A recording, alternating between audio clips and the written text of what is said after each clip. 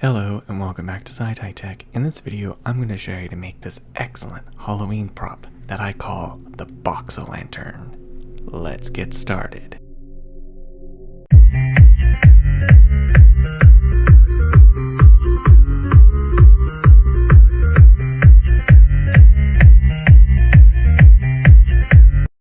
These are the items that you're going to need to make this project. The items that you will need is some cutout cardboard, cut out like a stem, leaves, and a face of a jack-o'-lantern. Other items that you'll need is this piece of perf board, neodymium magnets, this button cell battery holder, some LEDs, 2 that are yellow and 1 that is red, an Attiny microcontroller and the IC holder, and 3 100 ohm resistors. Here's a closer look of the electrical components that you'll need for this project. First, I want to start with the perf board and the IC socket holder. I'm going to place it in just like that, turn it upside down, and use gravity to hold it into place. Take my microcontroller to level it out, and just solder one point. Now it didn't come out very even, so I'm going to go ahead and pinch it and solder it again.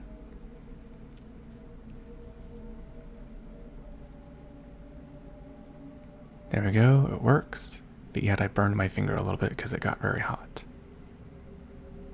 So try to be careful of that. There we go, now it's into place, and now it's time to go ahead and solder the rest of the points. Mainly the points that I'm going to actually use. There we go, soldered into place.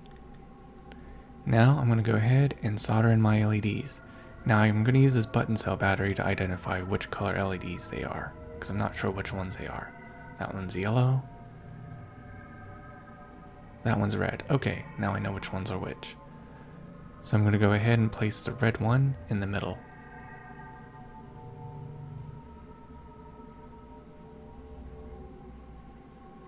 Take my yellow one, take both my yellow ones and put them on both ends. Solder everything into place.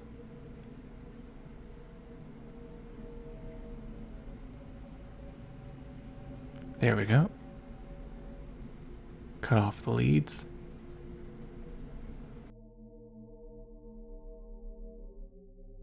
The next thing I'm going to do is take this ground wire, place it right here.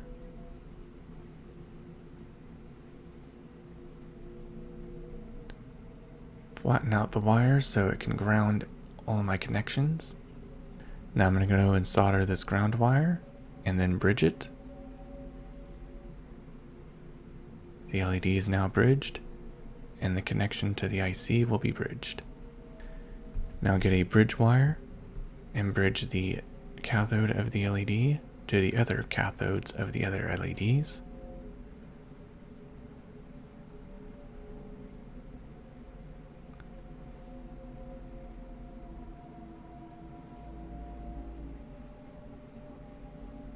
There we go, now all of the LEDs are now grounded.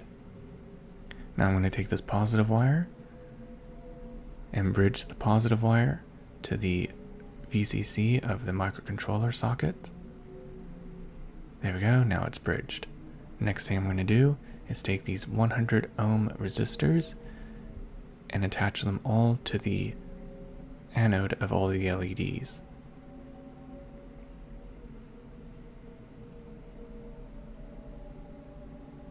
Just like that. Solder it into place.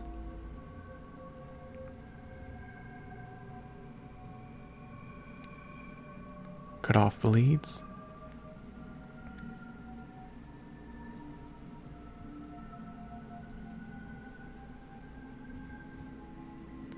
Now let's go ahead and bridge the 100 ohm resistors to the anodes of the LEDs. There we go, now everything is bridged together, and it should look like this.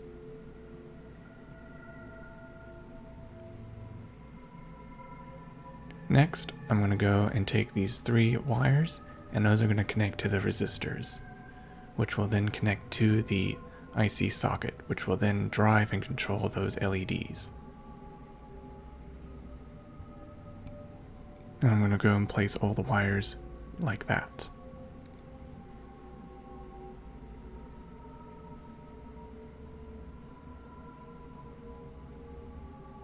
There we go. Now the wires are all soldered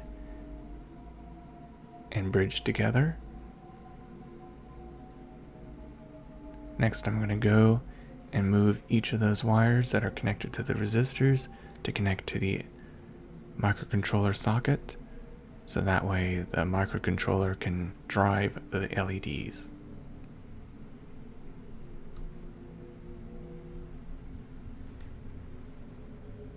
Place them just like that. Solder all the wires together and bridge them together just like this.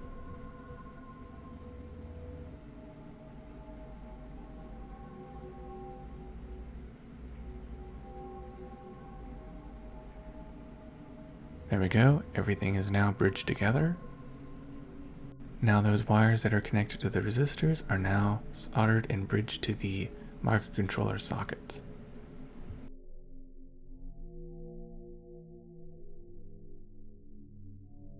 Now I have my slide switch. Next, I'm going to go and take my button cell battery holder and my slide switch and connect them both just like this, where the center of the slide switch is connected to the positive pin of the battery button cell holder. Solder it in just like that. Now I'm going to take my positive wire and solder it on the other part of my slide switch. Now it should look just like this. Next, I'm going to take my negative wire and solder it to the negative pin of the button cell holder. The circuit is now complete. Place in the button cell battery, plug in the ATtiny,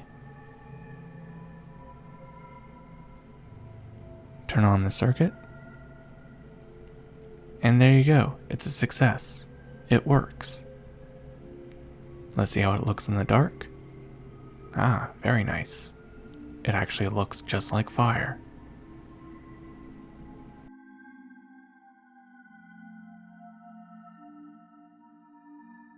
Now let's carry on with the box part of the box O Lantern.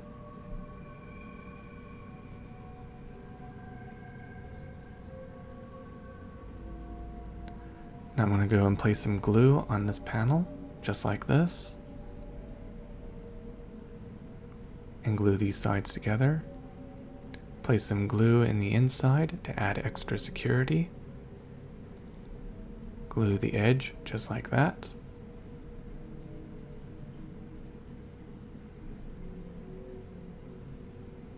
Place it on gently. Glue the inside for extra security. And pretty much do the same thing for the rest of it.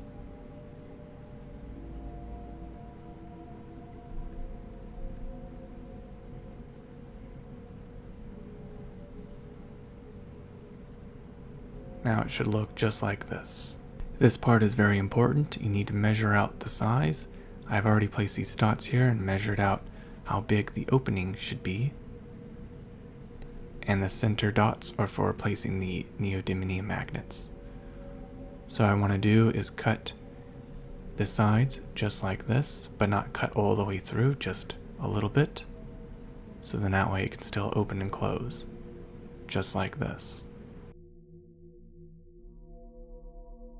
Next, what you need to do is take your neodymium magnets, mark both ends because those are the parts that you're going to glue to the board. Just like that, glue down the marked sides. And what I'm going to do is cut out a little groove, so then that way I can put some glue and fit the neodymium magnet inside. There we go, just like that. And it should look just like this.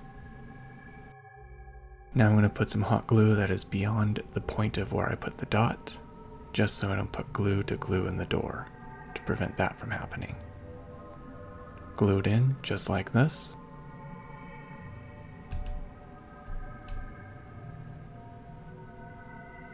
And it should look just like that, allowing you to be able to open and close the door. And neodymium magnets are meant to keep the door closed. Now it's time to glue the top. And there you have it, your box o' lantern is almost done.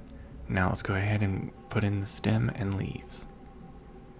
What I'm going to do is I'm going to go and take the stem, or this piece of cardboard, and roll it around this pen, just to give it a curve. Curve it in some more, put some glue and fold in that end, and glue it pretty much on the center.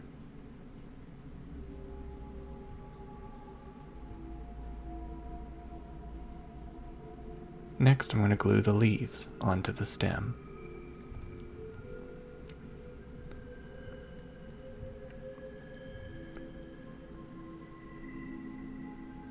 Hold it on there for at least 10 seconds.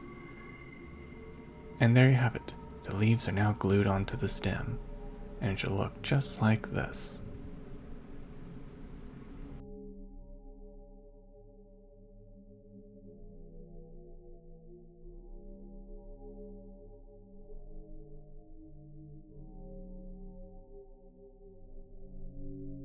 Next, I want to make a diffusion where I take this ping pong ball and I'm going to go and cut it in half, place it over the LEDs, and diffuse the LEDs so that way it makes a bright, even glow so it looks more realistic. Take this half ping pong ball, put glue around it, and place the other ping pong ball over it, and glue it all into place. Reason for this is to make the ping pong ball a little thick and to diffuse the LED light. Turn it on, and there. It looks much better. And there you have it. It is now complete. Open up the back door, turn on the circuit, place it inside, and there, now it looks like a candlelight. Turn off the lights, and now it looks like a normal jack-o'-lantern, but in this case, it's a box-o'-lantern. Now you know how to make a box-o'-lantern. This is an excellent Halloween prop. Great for indoors, and it's obviously not a fire hazard, which this device is excellent to use for Halloween. Thank you for watching SciTi Tech. I hope you learned something new, and don't forget to like and subscribe, and of course click on the bell icon to be notified for future SciTi Tech videos. Thank you for watching SciTi Tech. Till the next tech. Goodbye, and happy Halloween.